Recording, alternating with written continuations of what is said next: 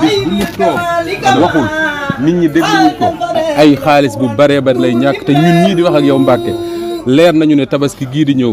bu kenn jógul dimbali ñu ci mën nañoo bañ a am luñ tabaskee yàlla rek a xam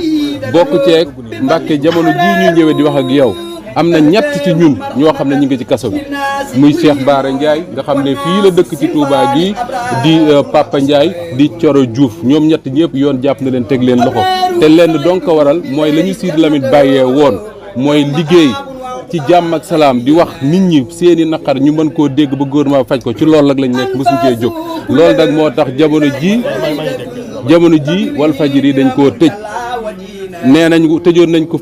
fukki fan ba ñu waxtaan ba ñu dellusiwaat di def suñu liggéey bërki démb wala démb ñu ne ñu danañ ko tëj fukki weeru lëmm weer woowu nag Mbàkke wax dëgg yàlla amuñu luñ def jàqare nañ